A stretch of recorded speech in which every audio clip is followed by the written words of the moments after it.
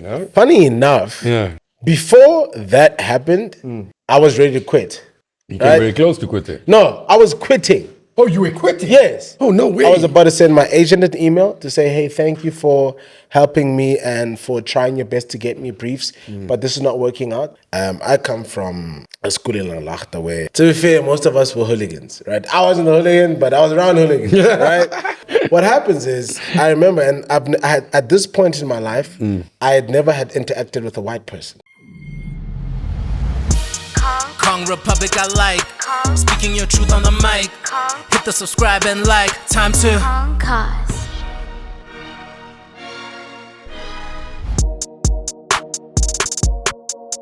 Hey guys, welcome to Kongcast. We're here in Kailami, Midrand.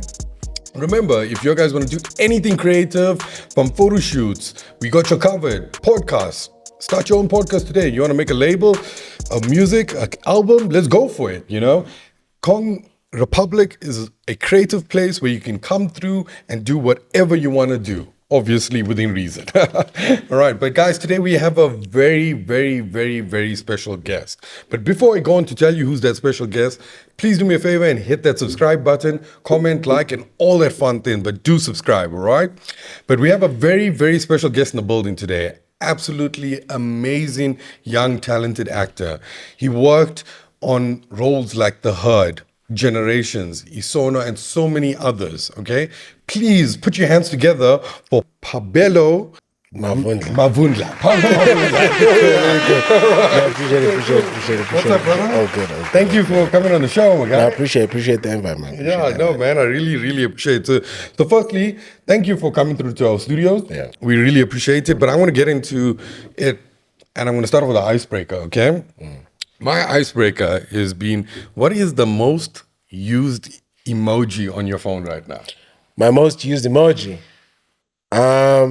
You know that the guy was just like I don't know. He's just like his head is in his hand. Oh, like the like come on again. Like you know, that guy. because people just be disappointing, man. You know, so you just like here we go again. You know. So when you automatically start typing, you got that there comes up first. I can see it. I can see it coming. I swear I'm psychic these days. That's funny. Yeah. But okay, cool, dude. Let's get right into it. All right. So I know you grew up in Soweto. Yeah. Tell me about your life growing up in Soweto and what was it like for you? Well, look, man, Soweto, below average living, almost at the poverty line, essentially. But it was a great upbringing because I was interacting with a lot of my peers and I didn't notice the part, because you know it's one of those things where if quote unquote a below par lifestyle is what you know, you're not gonna think that that's terrible, right? And also you're a child, that's you're normal. happy. It's normal, right? That's your norm. But essentially, my childhood was good, man. I had great friends running around. Used to play cricket. I was the best cricketer in my school. Oh, really? Yeah. I was gonna go to Parktown Boys to become a sportsman. No and then, way. Legit. Yeah. I was gonna go to Parktown Boys after grade 7 because I went to TCS de Hazen in Langlaagte. It's like a colored area. So I was gonna go do sports, and then the acting bug just bit, and now I'm here. But it's been great. I think there's nothing out of the ordinary that I can really point out about living in Soweto, but the vibe is great, the people are great, you know, there are quote unquote dangerous areas, but when you are like a native, it's not that hectic, you know what I mean? But really, honestly, It's the norm. It's the norm. It's the norm, yeah. To be honest, like I think my childhood was great, man. I mean, going out playing until like 7:00 at night, coming back home dusty, doing it again the next day, you know. So yeah, it was great. Yeah, well, let me just tell you something, bro. I'm from a little shitty place called Tonga. From where? Tonga. You see, you don't even know where it's at. Is that in Durban? Yeah, in Durban, bro. But it's like on the outskirts of the outskirts. Oh, really? Yeah. It's really cock, bro. It's really cock. No, for real. Because I mean, like, I go into Soweto today and I think, oh my God, this place is so beautiful and nice. You know, you must go. Now, there's roads now. There weren't roads before. There's no roads where I'm there. Oh, still. There's no water for 1 year, bro. Oh no, that's terrible. It just shows you. That's worse than Soweto. That's worse. You know, so I totally understand. But if it's the norm, it's the norm. That's the norm, you know? man. That's what you know. And then when you actually have water, you're like, oh shit. Oh shit, I was down bad. down bad. But okay, no, cool, bro. But I want to ask you, and like going back to your childhood, because you know you're an actor. You know, everybody gets inspired by movies, shows. But I wanted to ask you, and I won't necessarily ask you what inspired you. I want to ask you what was your favorite childhood movie? Funny enough, when I was young, I didn't really watch much movies. I used to read a lot. I was part of the Really? yeah, I was You're part one of the those guys. Yeah, I was one of those guys. I was part of the reading in my primary school, TCS days in Langlaagte. And what actually got me into acting was my old primary teacher, Miss Robertson, may her soul rest in peace. She was my English teacher, and I was already a bubbly, at the time, I was very bubbly, loud, super energetic, you know. So, and then she got me into reading and then into speech competitions. And then I used to always recite the speeches in such a dramatic manner that she was like, yo, you should consider acting. And I was like, bro, I don't even know what that is at the time. I'm just like, bro, I just want to read the speech. I just want everyone to clap for me because I'm the best. That's all I wanted. And then she took us on an excursion to the National School of the Arts. And I think that's when I first saw the expression and what I used to do showcased on stage and being applauded and being received as talent. And I was like, oh, so this is what I actually want to do. It's bigger than just reading and reciting speeches, but I actually want to embody other people's livelihoods, embody other people's experiences, and share that with others in order to connect with them on a deeper level. And that's actually how I got into acting. That's crazy. So would you say that one trip, that school trip, inspired you It to become did. an actor? Dude, I went to NSA. Yeah. I saw people on stage. There used to be this other stage on the field at the time, sponsored by a certain brand. And it was dope. They used to have like rappers, they used to have like musicians come on. And keep in mind, I'm a kid from Soweto. I go to school in Langlaagte. That's like 30 minutes, 25 minutes away from where I stay. I'm in Braamfontein, which is like 40-minute drive almost from where I stay. And I'm like, damn, they doing this all the time? Yeah, I want to do this. And so then that first day, literally after going to the National School of the Arts, they used to have a festival called Festival of Fame. But then I think that was their marketing. That's how they used to market the school and how they used to attract kids to come to the school. Yeah. In terms of art stuff, right? So then I went to the school. I saw everything. I saw the acting. I saw the dancing. I saw the music. I was like, oh no, I want to go to the school. This is actually what I want to do. I think I was in grade 7 at this time. And then I literally went to the reception of the school. I don't know if it's a funny story, but it's funny to me, right? So they were directing us to the next section of the festival. We're going to watch another performance in the main hall. But instead, I was the last person in line. And instead of going to go watch, I actually left the line to go to reception. Oh, that is funny. I was like, yo, can I please get the forms to come to the school? I got the forms, put them in my bag. And when we were on the bus ride home, I was like, I'm going to go to the National School of the Arts. And I was in grade 6. I tried for grade 7. I auditioned for grade 8. I got the forms when I was in grade 6. I think I auditioned when I was in grade 7 for grade 8. I didn't get in. I was like, oh no. So then I just had to go to like an engineering school for like a year. I was like, oh, this is what I want to do. I went to a technical school. I was like, no. And I went back to the National School of the Arts and I got accepted in 2014. I think that was grade 9. Oh, well. You completed your bachelor's degree in the dramatic arts, as you say, in NSA in 2017, all right? Firstly, everybody speaks so great about NSA. I mean, you went there as a kid and you wanted to live the dream. Yeah, I mean, just by going there as a kid, your whole life trajectory like changed. Yeah. All right. Yeah. So I want to ask you. So now you finished your studies, you got your degree, which is firstly congratulations, and secondly, like what impact did it have now that you went to the school that you dreamt of going your whole life, and you know what impact did it have on your career now, and what did you take from NSA? I think I think anyone who went to the school can attest. It is a dose of real life, in a sense. The culture of the school is a dose of what happens in the real world, you know. And obviously, as a youngin, being in that environment, it might seem a bit difficult, so on and so forth, but it's actually shaping you and molding you to be better and to do better, right? So I think a lot of my professionalism was instilled because I went to the National School of the Arts and they did things a certain way. So, for example, right? So it's my first year at NSA. I think I'm in grade 9. I come from a school in Langlaagte where, to be fair, most of us were hooligans, right? I wasn't a hooligan, but I was around hooligans, right? So what happens is, I remember, and I had, at this point in my life, I had never had interacted with a white person. Oh, really? Ever. Oh, okay. Ever, right? So I get to the National School of the Arts, it's great. There's a lot of white people. I'm like, oh shit, this is cool, right? This is a black kid. No, this is a black kid from Soweto, right? Lower class lifestyle, lower class living, never interacted with a white person in his entire life. Goes to NSA, sees a bunch of white people. Oh, this is cool. It's dope. That was the first time I hugged a white girl as well. So I'm in class. I think it was English class with my late teacher, Masnal. May her soul rest in peace. Damn, why are my English teachers dying? I'm my second English teacher, dude. Like, this is crazy. Right? And her and I actually had a love-hate relationship. That lady, such a beautiful soul. Anyway, right? So I remember I'm in class. This is, I think, my third week in the school. I'm in class, and then she steps out. I think she was going to the staff room or whatever.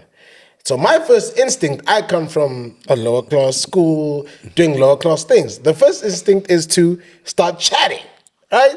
I see my friend in the back. I'm like, yo, I'm about to start chatting. And then this girl is like, excuse me, we're trying to do our work. Just because the teacher stepped out doesn't mean you must just lose all your decorum. Please, we're trying to work. No, she used the words decorum. Dude, listen to me. Listen to me. This is your third week in. This is my third week in. And I was like, oh, damn. The atmosphere, the kids, it's different from what I'm used to. The level of discipline they have is worlds apart to what I'm used to. And I think having those experiences and having them happen one after the other, kind of like pulling me back and shaping me and molding me from the lack of decorum I had. And I think because of that, it instilled my discipline and my professionalism that I think I have. And I think my peers can attest to it in some degree, right? Is that going to the National School of the Arts, I think, was the best thing that happened to me, because if I hadn't gone there, I don't think my trajectory in my career and what I'm doing now would have went accordingly and as it's going now. You know, I don't know, perhaps I would have fallen out with a producer at this point, and not in a respectful manner as well, because I mean, if you're not used to decorum, you're not gonna have any, right? So I think I learned most of my discipline in that school, and that school instilled so much discipline in me, and I'm grateful. I mean, I'm grateful to the learners, and I'm grateful to the environment. That's such an interesting answer. I would have never thought in a million years you would have said that, you know, because it's not the army, you know. Yeah, but dude, like the kids, it's an art school, and you tell me you're learning discipline. Yeah, because you know what happens is that in order for you to be great, there has to be a certain level of discipline. Of course, yes. Right? Yeah. Because perhaps in other aspects of your life as a creative might be a bit chaotic, but the moment it comes to your creativity, and because this is how you feed yourself, right? This is your daily bread. There's a certain level of discipline that you have, like baking bread. You know that you need yeast, you need this, so on and so forth. So in order to sustain yourself, you need to know that in this specific aspect, there has to be discipline, and it has to be unwavering. Yo, dude, your analogy is so good. It's like baking bread. Yo, Yeah. that's because, you know, you're right. Too much yeast will mess it up. Too much heat will mess it Exactly. up. It needs the perfect amount discipline. of this, Exactly. perfect amount of that. Exactly. Yo, that's such a good analogy. You know, right? so I think that's why I'm grateful to that school, and I will always be thankful to the fact that I was able to go into the school, and the fact that I'm very resilient in the fact that I went there the first time, they didn't accept me, and they told me that my marks were too low. Found a school, increased my marks, also discipline, right? Because of the school, because I'm like, if I want to be in this school, I need to be of a certain level. And if I'm not of that level, I'm not going to go in. And it's because of that school that I'm as disciplined as I am now in my craft.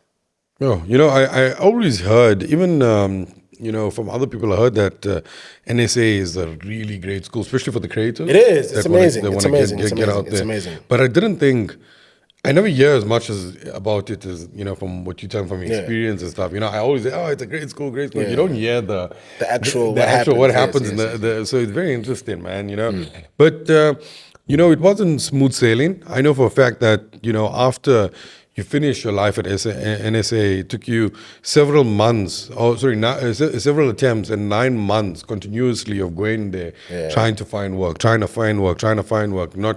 not getting work immediately. It wasn't, this guy's done his research. Yeah, no, yeah. Listen, shout out to you, man. All right, no, cool. But you know, the thing is, like, you know, you just came out of university and art school, and you prepared. But like, how do you handle disappointment? What advice do you have for people that's trying to break out into the industry, but they just getting knocked down? Because you showed resilience. You went and the discipline thing you was talking. You kept on going at it. So what advice do you have someone that can't get in and they're trying? I think also it's the first thing that I'll always say to people is be honest with yourself, right? And be honest about your intentions. Specific in terms of know why you want to be in the industry, so that you can be in the industry and do that.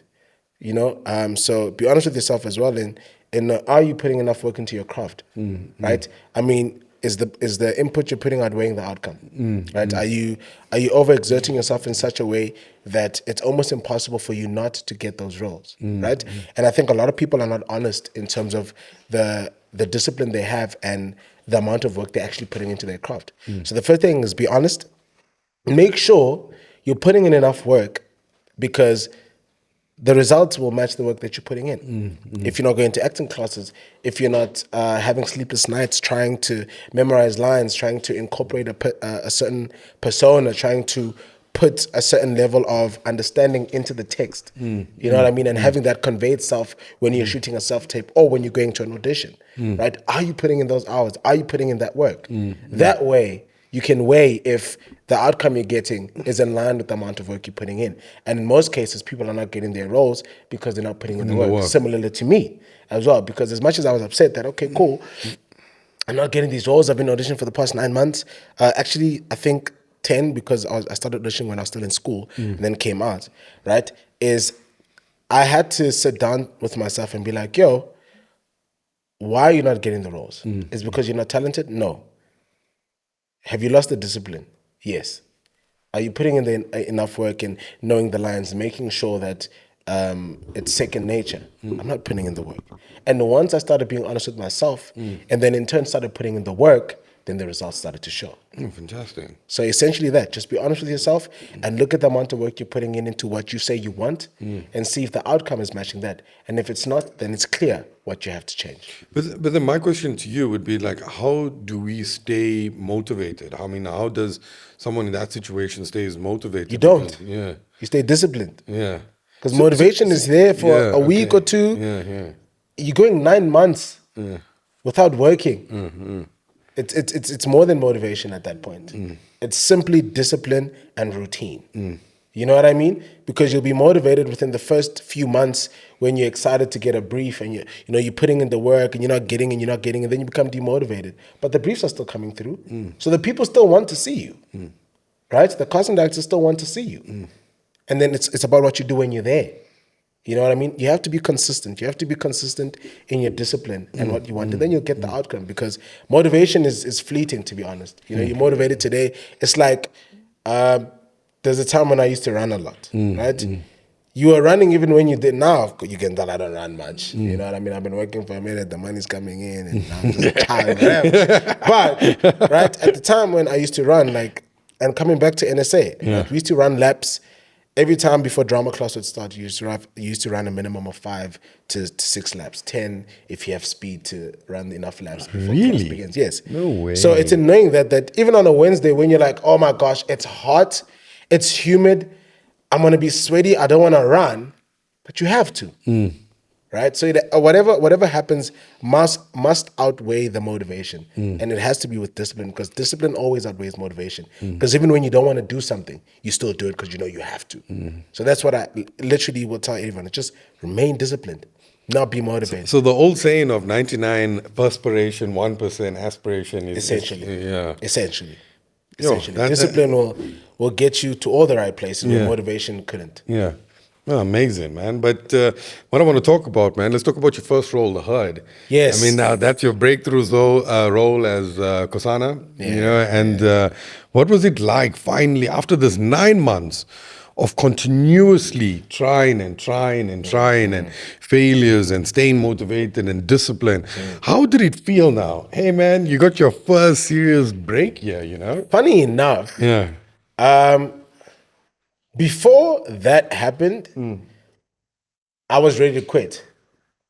You came very close to quitting. No, I was quitting. Oh, you were quitting? Yes. Oh, no way. I was about to send my agent an email to say, hey, thank you for helping me and for trying your best to get me briefs, but this is not working out. I was telling my mom, hey, can you call your friend who she works in the banking sector? She's a manager there. I'm like, listen, dude, I'll do stock take, I'll do whatever, right? Just to earn a living and, because this acting thing clearly is not working out. And then I get a call from my agent and he goes, yo, so there's this new thing that's happening on DSTV. I think you're great for the role. I read the brief and I think you fit. And I was telling him, I was like, well, to be fair, I'm kind of literally, I was about to send an email and he called me. And we had a conversation. I was like, to be honest. So wait, this is the same day he was going to send the email? Yes. Oh my word. Like, I kid you not. I'm like, look, man, I'm honestly done with this. My mom is going to hook me up with a job offer now, and I don't think I want to continue. And it's like, no, just go, right? What's the worst that could happen? Honestly, what was the worst that could happen? Because at this point, I've been hearing no's all the time, so nothing is worse than a no at this point, right? So I'm like, okay, cool, whatever, I'll go. Take the rear via, go all the way. The auditions were in Oakland Park, close to Marvel, right? So I go in there, funny because I have a tendency of arriving early. Yeah, like today, yeah. Right? Discipline. Yeah, right? Yeah. So I arrived, I think the audition was at 8 o'clock. I arrived there at 7. No, it was at 8:30. I arrived at 7 o'clock. And there was an Audi parked outside, a black Audi, and some tall, light-skinned guy with glasses, right? So I didn't know who that guy was. He was on the phone. So I went there, I sat down, I'm in my sweatpants. It's hot. I'm waiting for the audition. Finally, 8 o'clock comes in. And then that guy goes inside and then tells the lady, hey, can you start handing out the forms? Right? So the lady comes out, hands out the forms, da-da-da-da-da, sign in. Go inside, turns out that guy not only was the casting director, but also was the producer of the show. Oh, Kutlana really? Ditele.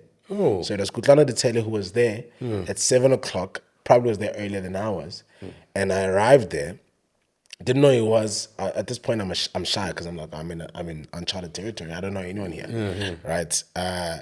So then I get there, I audition, and then it doesn't go well, right? It doesn't go well? It doesn't go well. Oh, okay. So the first time I auditioned, he gave us a scenario, say, yo, this da-da-da-da-da, this is what happens. Let's see what you got, right? So I'm there, I'm auditioning, it's not going well at all. Well, to my standard, right? It's not going well. I go outside, don't know what happened. For some reason, there was more girls than there were guys, the ratio. So when he comes outside, he sees me. I was just sitting down because look, I'm that emoji that I was talking about in the first part of the series. I'm there, I'm disappointed. I'm like, oh my goodness, this is terrible. And he goes, hey man, so I see there's a lot more girls than there are guys. Can you help us just filter things out? Like, can you help us partner with the girls as you auditioning? So I'm like, oh, hell yeah, I'm up for to do this. I get in there and with every take, with every person that came in, I was just getting better, more comfortable, giving them suggesting ideas. Hey, can I please do this? And he's such a creative at heart as well that he was allowing me to delve into the creative space. And I think he saw that with every person that I was helping them audition, my confidence was growing, and I was starting to immerse myself more and more into the role, becoming the role in the audition. Even though when he had given me the opportunity the first time, it didn't go well. I was nervous. At this point, I've been rejected for the past couple of months. I almost didn't care anymore, right? But here I am, given this dope opportunity to audition other people, and I'm there, man, and I'm there. And it went quiet for like I think 2 months, because normally now in the industry, you know that if you're not getting a call within the first 4 weeks, 3 weeks, it's gone, right? So at that time I was like, it's done, it's chai. Funny enough, my agent called and says, hey, you got the part. Oh, wow. Literally, on the day I was done, I was gonna go work in banking, do something. You know what I mean? I was done with acting. My agent calls me and says, hey, just try it out. I go there, I'm early. I meet this guy who gives me another opportunity, another shot. And I proved myself with each and every person that came through. And eventually I got the role.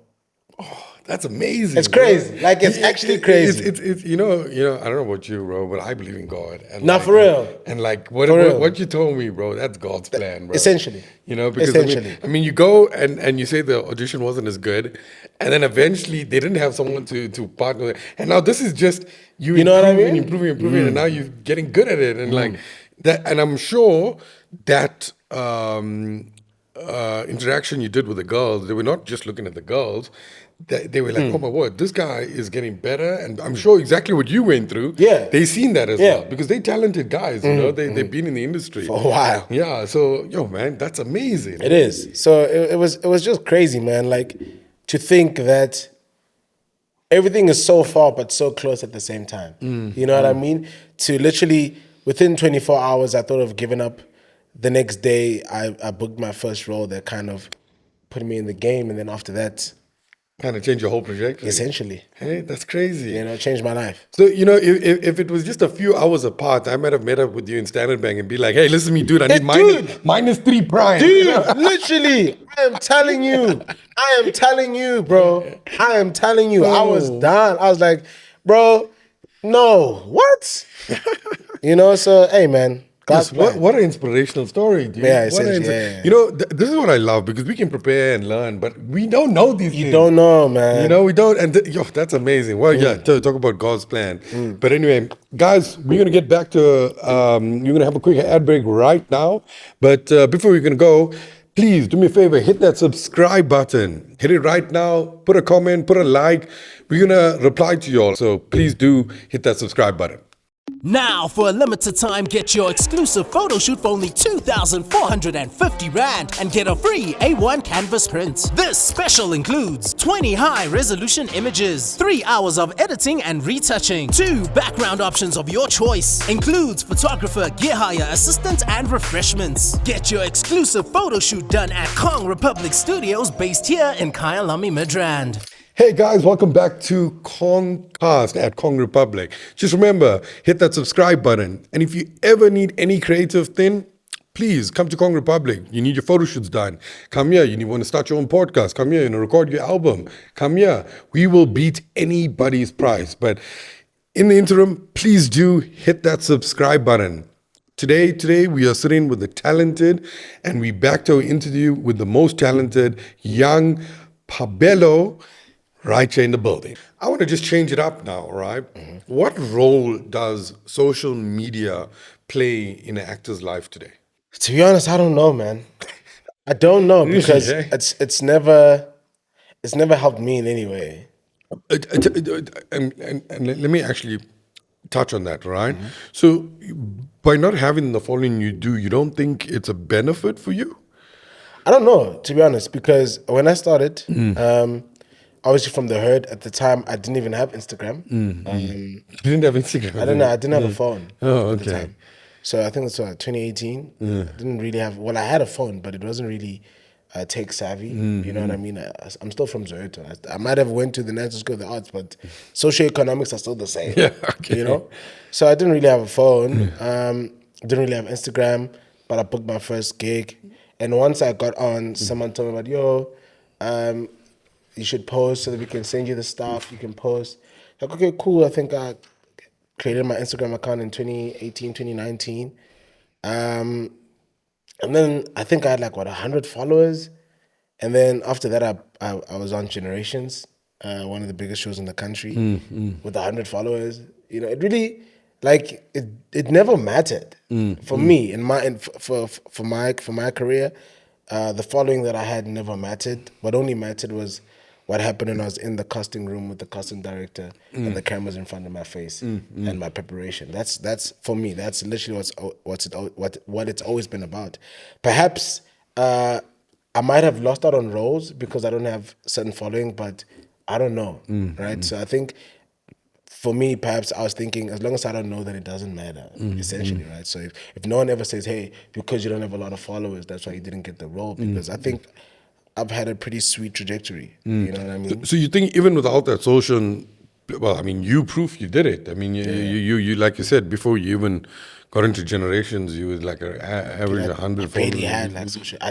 I barely had any digital footprint. You know what I mean? But I think perhaps if you want to delve into another part of your career that has to deal with social media, then of course it will be necessary. But I don't specifically think it's necessary to book a role unless it's required. You know what I mean?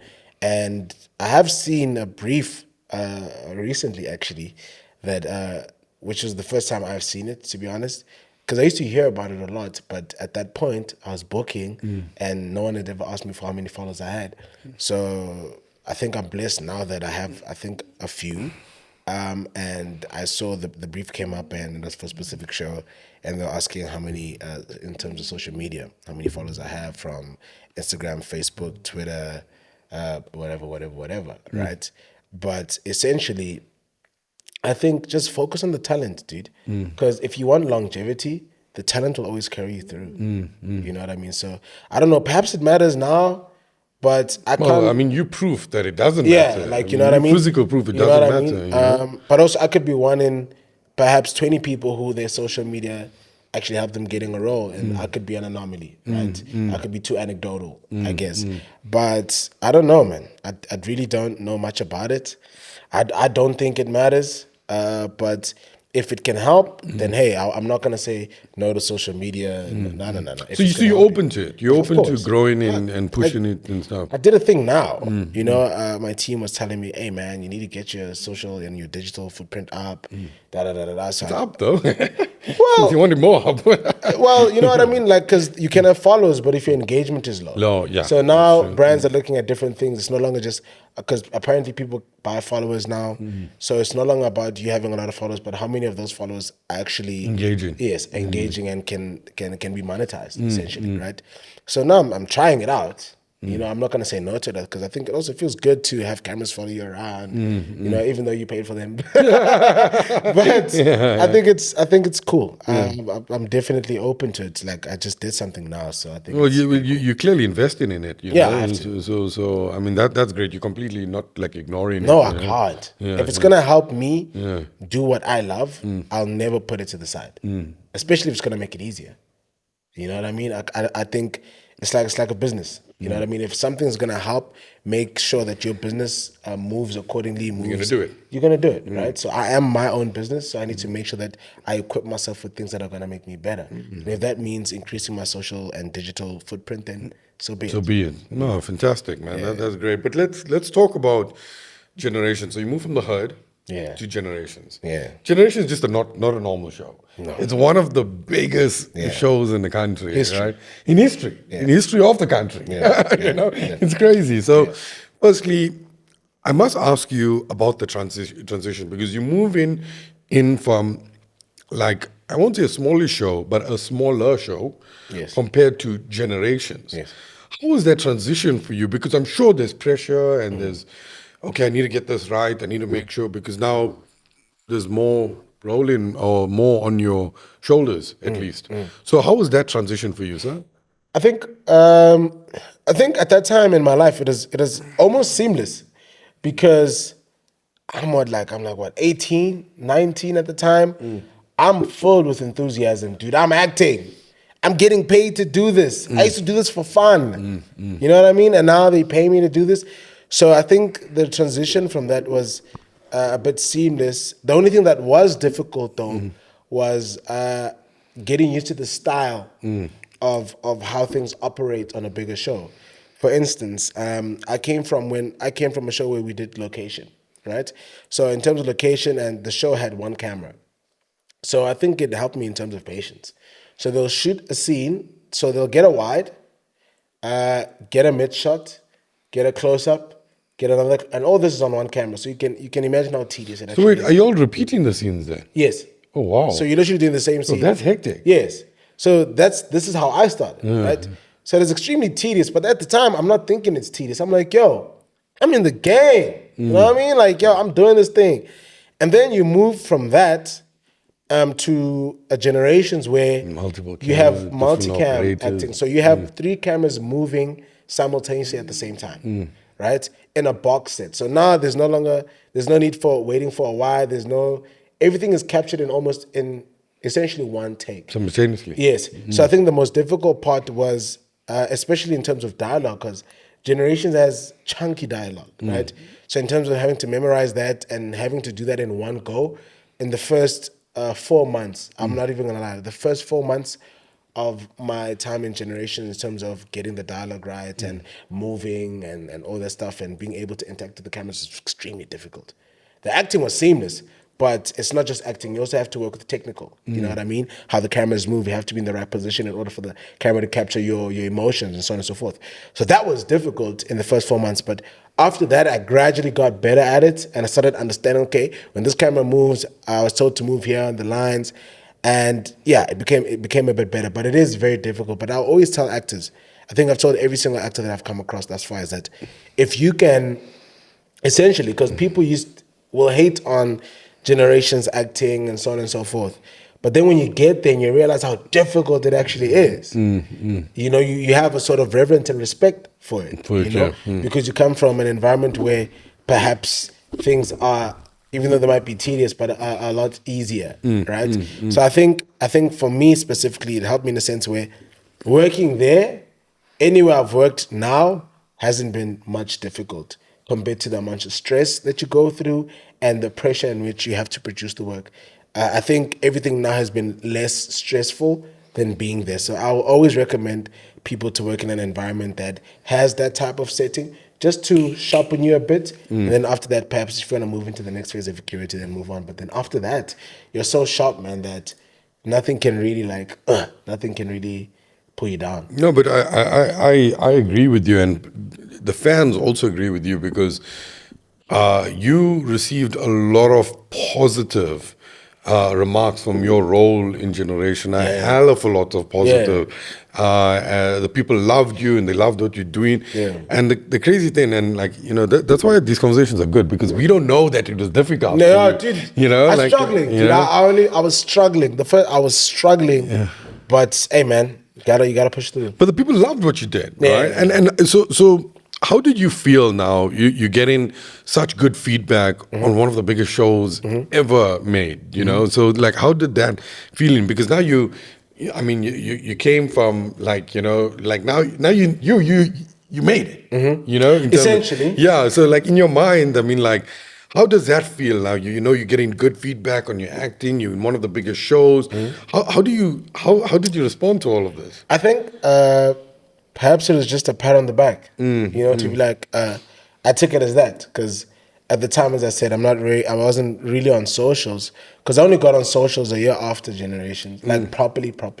So that's when I started seeing the feedback, not only from my cast members or my family members or my producers, but from the actual general public, you know, the people who actually watch the show. It was just a pat on the back to be like, yo, man, you've done a good job and well done. Here you go, a reward. If I can put it that way. It's like, you know, when you're working, after you work, you get your paycheck or whatever, your business, whatever, you get your money, you get your funding. It's a reward for the hard work that you've put in. So that's really essentially how I took it. That's a pat on the back and as a thank you to be like, okay, cool, keep going. I'm sure like it was some kind of realization that like, you know, at the young age of, well, you know, at that time, 23, you know. At the time I got Generations when I was 19. Oh, 19, look at that. Yeah, you know, 19, I mean, like, 20. So I mean, like, that's another thing I need to ask you. I mean, because all this is happening so quickly. You know, all of this is happening. I mean, like, you did more stuff in your short career than most people did in their whole career. You know, so, you know, like, you know, at the same time, you gotta, you know, I spoke to you outside the interview, and you're a humble guy, dude. You're a humble guy, you're down to earth, and you're open. You know, you're open to give me advice, you're open, I mean, like, so, you know, one thing I must ask you, you know, you went on to from your role of Generations, after that positive feedback from your people and your fans, you went to play another role of Sipiwe in Isono. yeah. So tell me, how did you enjoy that role? Now you're in your third role, also another major role. I had a lot of fun on that show, man. Did you feel any pressure like Generations? No. Yeah. I had just come from, man, it's like leaving the sauna and going into a pool. Oh, really? That's what it felt like. That's like a breath of fresh air. Exactly. Yeah, you know what I mean? Where you're so used to so much pressure, and here you go, you're in a place, and it was the first time in my entire career at that time I'd been a call actor. Because in most cases I was always on global, so I was always almost quote unquote permanent, right? So it was great, dude. Like it was so refreshing to be on location again. But this time they had 2 cameras. I was like, oh. Are we moving in the game? I'm used to 1 camera on location. They got 2, and they're on these dope tripod things, stabilizers, gimbals. Yeah, gimbals. Yeah. I'm like, oh, we're moving in the game, right? Because I hadn't been interacting or been part of that side of the industry in for the past 2 years. So to go back into it and see it, I'm like, oh, okay, there's improvement and so on and so forth. I had so much fun, dude. Like working with the actors that I was working with. There's this. Working with actors like Dimple Moore, she was my girlfriend on the show. Yeah, such a refreshing actress. She's amazing. She was on Seven Delan for a while. Multilingual, exceptionally talented performer. A great person to interact with in terms of dialogue and how to make the scene better. The directors, dude, like I think Isono was the most fun I've had in a while. Because I think also because it was so quick. It was. I think I shot there for a period of 2 months, but obviously you don't know if you're going to shoot for 2 months. But it went on for 2 months, and I had the most. I was just. What did you enjoy the most about it? I think working with the people there. Yeah. The people from Clive Morris who they had employed to run the show for Isono. For me specifically, dude, they were just dope. From makeup. Camera, crew, actors, Bohang, Moeko, he's great. Another actor, Senzo Hatebe, he's dope.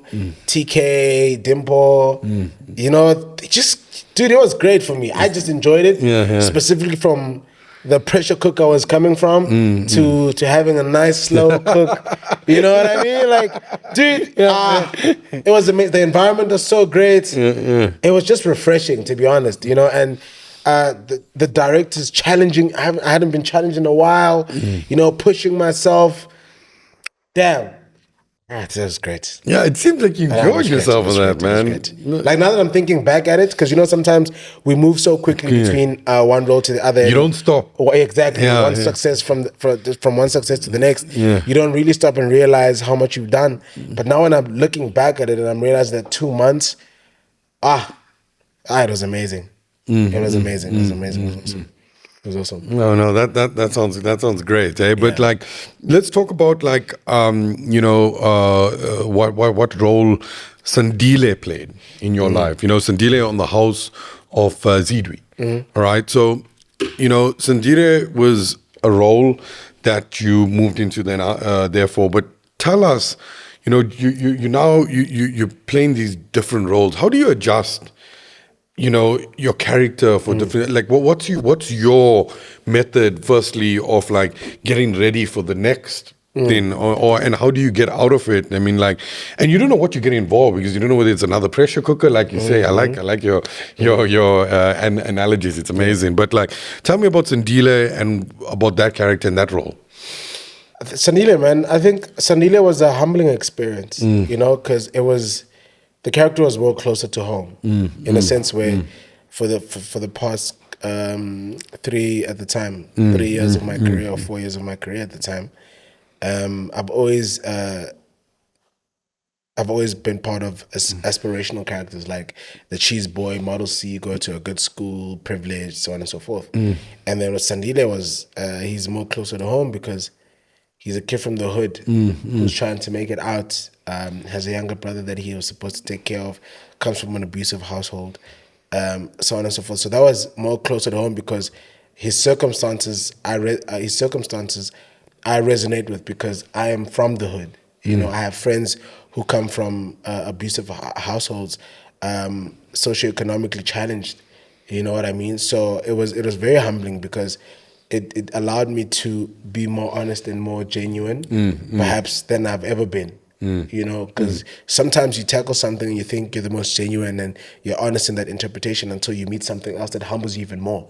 So I think Sandile is a very humbling character for me, and his life story is just it's aspirational, man. To literally my life story essentially. You know, a kid from the hood who's trying to make it in the burbs, trying to make it in within a more respectable area and field of his life, and is trying to make sure that he can sustain himself and his family. So I think, I really resonate with him a lot. Did you feel there was a responsibility for you to portray this actor correctly? Of course. In terms of, you know, because we all develop the characters, but I mean, like, you're saying this hits home because, you know, it's something that, you know, that's closer, you know, to home in terms of your experience.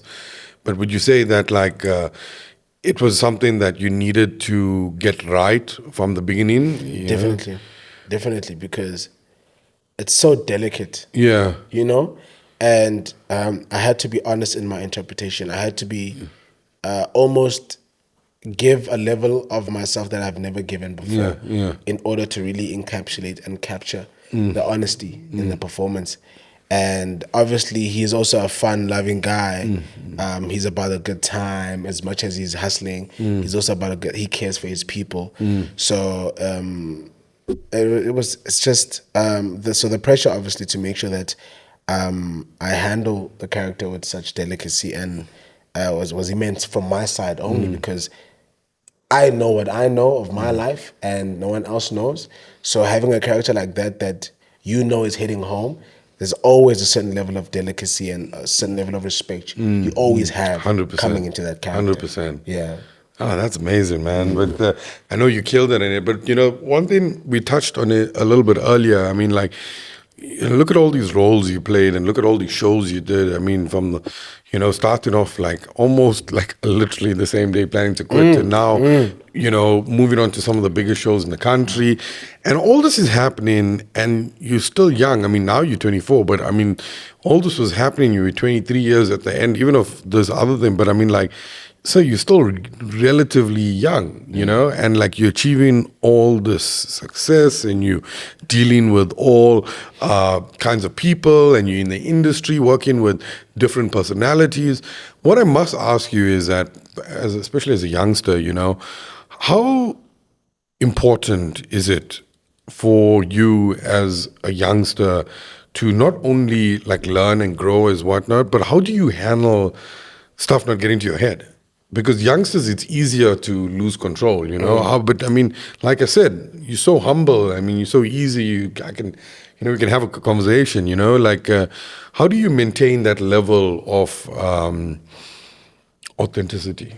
I think it's understanding yourself, you know, and knowing yourself and knowing how to separate and differentiate between when you're at work and when you're essentially, even though you're a human being throughout, but when you're a person, when you're you, right? And because what happens in the industry is that, like, as I said, like a kid from Soweto, an example is, I'm on the hood, right? And there's a lady who's assigned to tie my shoes. Literally, that's her job.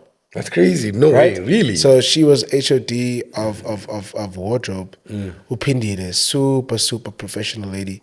I'll never forget how that lady like handled me, and she's just super awesome. So I remember this one time, I'm changing for a scene. I'm prepping my wardrobe. I'm about to go out, and I was about to tie my shoes. And she goes, no. You focus on your lines, and I'll tie your shoes for you.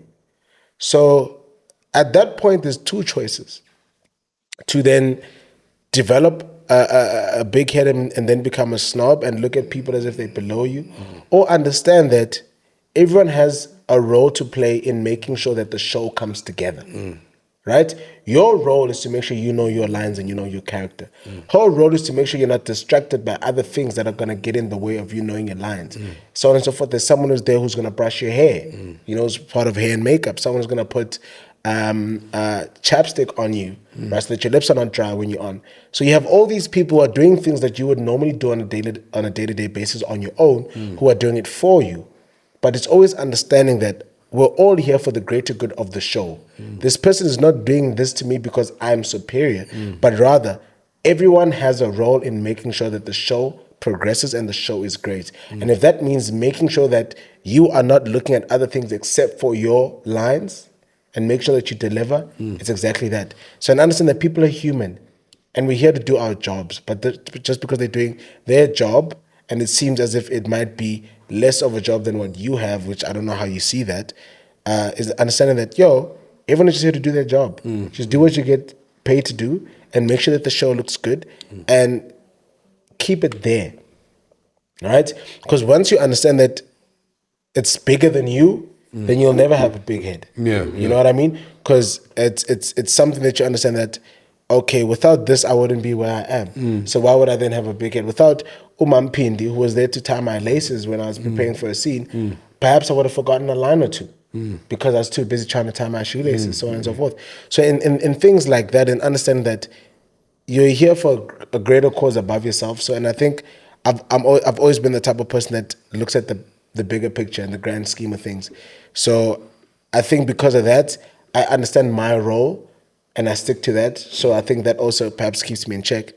Or because I have a mother who's black and I'm still washing dishes even though I was on TV. You know what I mean? Like, she was like, this is not generations, This is not, you're going to wash those dishes. You know what I mean? So also that coming from a humble black family, you know? So people are going to keep you in check because you're still Paballo, you're still her son. You're not Paballo Mavundla to her. You're her child, having a dad who doesn't take nonsense. You know what I mean? So things like that, I think as well, having people who are able to ground you in your personal life will definitely help you not having a quote unquote big head, but also allow you to act accordingly as well. You know what I mean? There are certain spaces and certain times where you have to be Paballo Mavundla, and certain areas and certain spaces where you just have to be Paballo.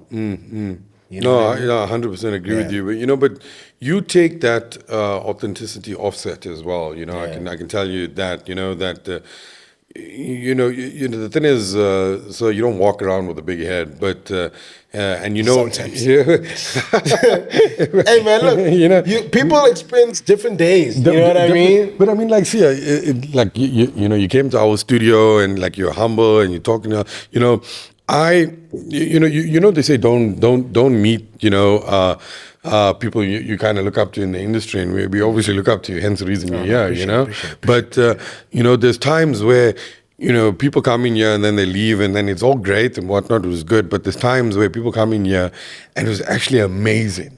You have more respect for the person when they came in now and did this whole thing with you and left, and versus like the normal general feelings towards a person before that. So like I said, it's great that you have these kind of ways about yourself, because you're a young gentleman, and it's only gonna get more mature like wine. Hey man, I love me some wine. So I think it's great, dude, and you're setting such a great example as well. So man, honestly, respect to you, bro. Respect to you big time. But guys, we're going to go to a quick ad break right now. Just remember to please hit that subscribe button, and we'll see you in a moment.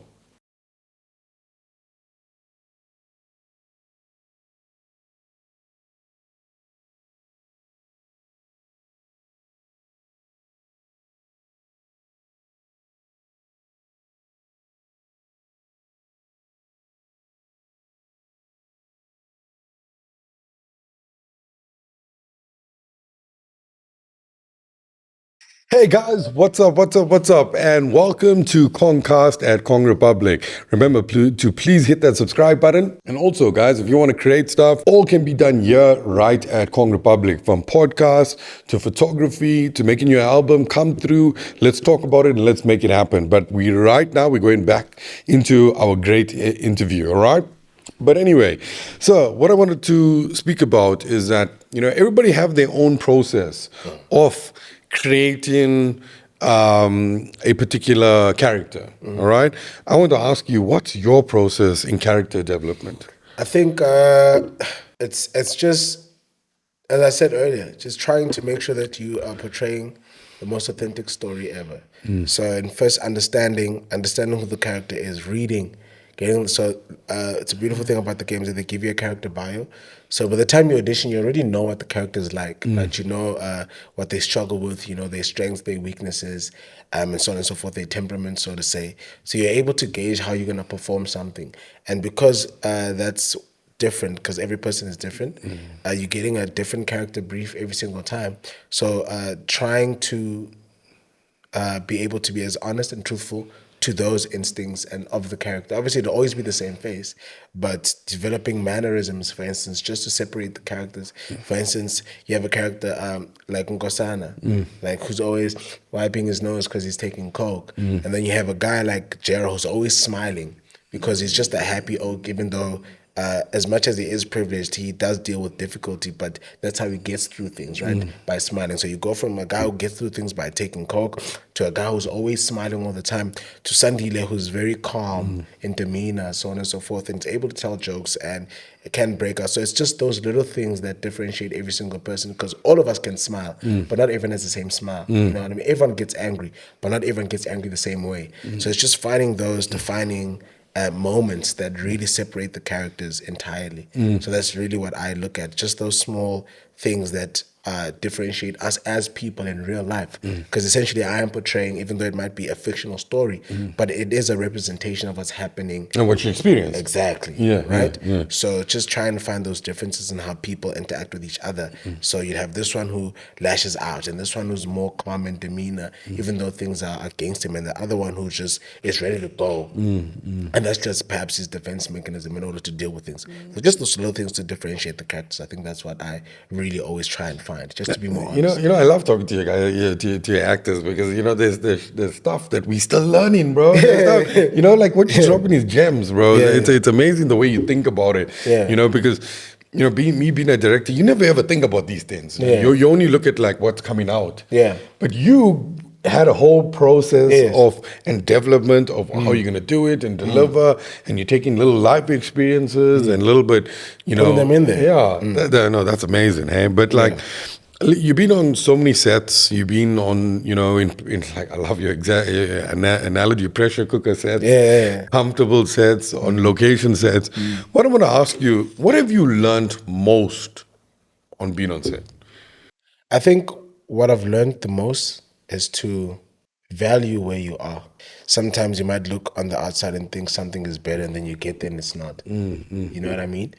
I think every actor can attest to this, perhaps, or any creative or any person who has anything going on, is that sometimes you're not valuing where you are because you're looking at other people thinking they're doing better. And then you get in that environment and you're like, oh, this person wasn't doing better. Everything was for show, right?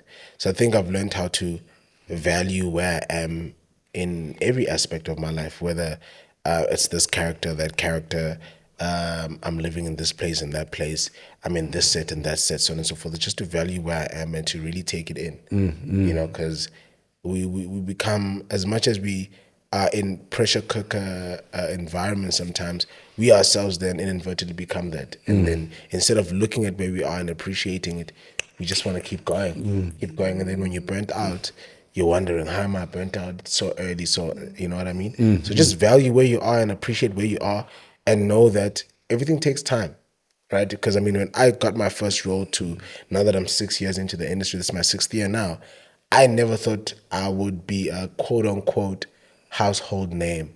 I never thought there would be producers that know my name at the time. You know what I mean? So I think it's just evaluating where you are and just taking things one set at a time, I guess. What a great answer, hey? You know what? I know you're a firm believer in leaving a positive mark on wherever you go, you know, which is great because that's what you did exactly. Yeah. But what I want to ask you is that, let me turn that around. Who left the most positive impact on your life working with on set? you interact with people, and everyone impacts your life in a certain way, right? And none is more important than the other because everything comes together to make you better. But I think, Because I'm sure there's been many moments. I'm sure there's been moments. But, Yeah. but what stands out to you in particular? shucks, dude. I don't think it's a person per se, but it's more of an experience, right?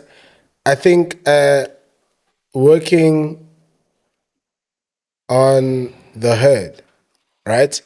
And looking at the love that people have for what they do, despite the storms that may come and the fights that may occur, but everyone fighting for a greater goal to make the show great. I think perhaps that's been the most long-lasting experience is we're all trying to, as much as you might have someone who's ahead of you in terms of division, perhaps it's your producer, whoever, executive, so on and so forth, channel, da-da-da-da-da. Everyone is working towards making sure that the show is great. For different reasons, but essentially the one thing that brings us together is to make sure that the show is great. You're creating the best thing possible. Exactly. So That's amazing. amazing. I think working on the herd kind of instilled that in me. Oh, My first show. from the get-go? Yeah. Oh, wow. I think as much as I've had fun on other sets, but I'll never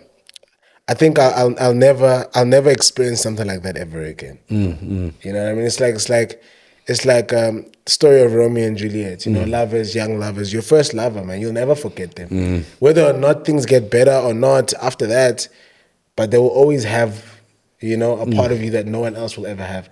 So I think my first show definitely has a part of me and has instilled a certain type of appreciation, so on and so forth, to what I have now. Fantastic. And that stands out. It's amazing that you worked on like some of the biggest show, but you're taking Yeah, man, memories my first show, man. teachings from your first It was show. great, bro. Like, can I cuss? Yeah, of course. Go That for it. shit was great, bro. Like, I don't even lie, man. That stuff, like, working on that show, on that set with the actors, it was great, bro. Like, my first show, I was working with legends, bro. Working with Bawini Lenchaba, she played Kitty on Generations. Working with Bab Siloma Kanmube, he was Archie Morocco on Generations. And then a year later, I'm a Morocco on Generations. I'm a lead, you know what I mean? Crazy. Bro, man, that show, man, has a special place in my heart, man. It looks like it always will. There's nothing that can replace it. Nothing eh? can replace that show. I don't even lie, man. Oh, well, bro. Oh, well. Well, you know that's amazing. But let's take it back a bit now. I mean, you got experience. You like you say, a household name now. You know, so let's just throw everything out the window for a second, all right? And if you could play any role in the world right now, every producer wants you in the world.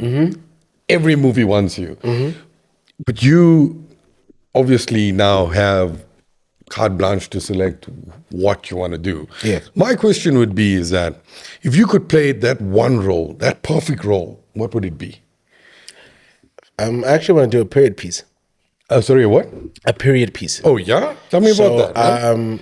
huh? For instance, how the Americans do it in the sense where they'll do period pieces like you'll have a Leonardo DiCaprio in Django, you know, 12 Years a Slave, or how the English do it in terms of having telling the what is this, the Viking era, so on and so forth. So I'd want to delve into something like that in South Africa, which I think would be great for us to do in order to showcase Our history. and our history. Yeah, And that's nice, I think history always brings out the best actors. You know, when you look at the Oscars and you look at the Emmys, well, the Oscars to be more specific, right? Is that half of the people who win an Oscar, they were doing a biopic, you know, whether it's about someone or they were playing a part in history. Everything is so ingrained in culture. So if I were to have my dream role, perhaps playing a lucrative part of the Renaissance in the South African diaspora, perhaps. That's when amazing. they're doing Yo, apartheid thing. that is crazy. You know, and to be one of those people that no one knows, but was a catalyst to where we are today. If it wasn't for that specific someone who opened that door at the right time, perhaps we wouldn't be sitting together like this. And having this conversation. You know, So it's crazy something you say like that.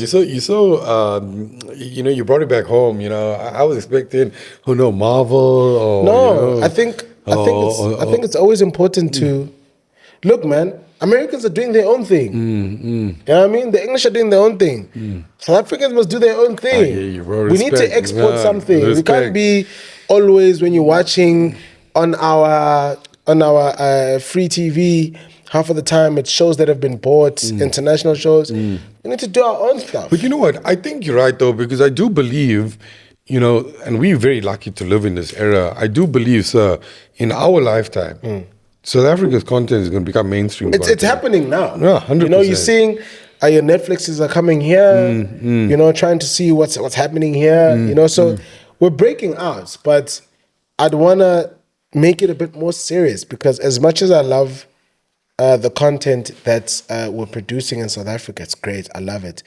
I think we can still do more, man. We can honestly do more. We can. Let's really make impactful. Let's do meaningful shit, bro. Oh yeah, bro. Just do meaningful shit, man. This is why I like to wake up in the morning, bro. People like y'all makes us excited to live. Because you gotta be excited. Yeah, dude. If you're not excited, what are you living for? What are you living for? You're playing around, bro. Just make meaningful shit, and that's all I want to do, bro. Just make meaningful shit, bro. Because that stuff spreads farther than you could ever think. You know what I mean? Leonardo DiCaprio doesn't know how far Wolf of Wall Street would have went because it has a certain a market. The Django with Quentin Tarantino, you know what I mean? It's meaningful shit.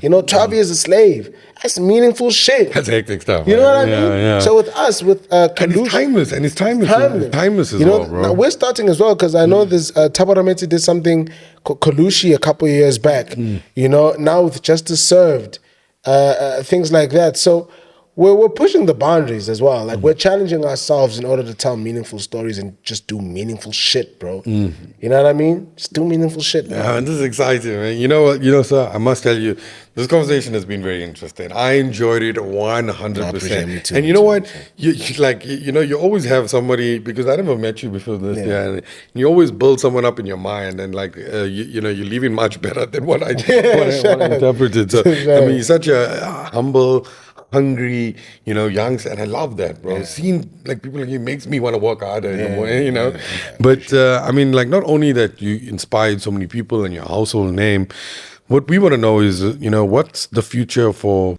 Mr. Paballo? What is the future? I don't know. I'll tell you when I get there. Yeah. Is there anything that you wanna, that you're working on that you put out there? Is there anything that you'd like to maybe even try in the future? Is there anything that you're cooking at the moment? I'll tell you when I get there. Tell you when we get there. You know what I mean? I'll tell you when I get there, because I didn't think I was gonna make it this far. You know what I genuinely didn't think. And bro, you kind of just getting started. You get what I mean? You know what I mean? So in my head, I'm like, oh shit, let's take it higher then. Yeah. Let's take it to the top. And when I get there, like how right now throughout this conversation, I was looking back, and those moments are now so much fresher, and I think I have a new appreciation of where I am in my career right now because of those moments. I think when I'm in another phase of my career, then I'm gonna be able to be like, shit, man, remember I told you about this shit, man? And I'm here. So this is what I had in store for y'all niggas. You know what I mean? Bro. Aware. Yes, and like you said, you still got a long more way to go. Got a long way to go, B. Man, but it's been such an awesome conversation. You must understand now, dude. You came through the doors. You're part of the family, eh? Yes, sir. Yes, sir. We'll talk off camera, but we got to hook up more often. And you're part of the Kong. Whatever you want, bro. Going forward, just hit us up, dude. We're all young. We're all trying to do shit. So whatever you feel comfortable with, come through. Let us know. If you're gonna even make music, do whatever you want to do, bro. We creatives as well. Let's get together and do something creative, man. But definitely, thank you so much for coming on the show. I appreciate it. What we're gonna do, bro, is from our side, for you coming on the show, we're gonna offer you a photo shoot at the value of $3,000, bro. Already, I appreciate it. It's an absolute pleasure, bro. But We fam now, dude, and thank you so much, man. Really appreciate it. Thank you, man. Okay, cool, guys, and that was an amazing conversation with Paballo. It was absolutely amazing. So we learned so much about him and what he's been through, and we learned stuff behind the scenes. You know, it's always great when we speak directly to the talent, and because we don't know, we only see what's on TV, but now getting to hear your, experience and what you've been through, because we don't think, when we see you, we don't think you're under pressure. Yeah, man. Hey, man. We don't ever see that, we see this composed, amazing talent, So, I mean, this conversation has been great, guys, and please hit us up with a subscribe, follow, like, all that jazz, and if y'all need anything creative, Kong Republic, hit us up, and that's me. I'm your host, Kashan Modley, and we are out. Kong Republic, I like. Speaking your truth on the mic. Hit the subscribe and like. Time to Kongcast.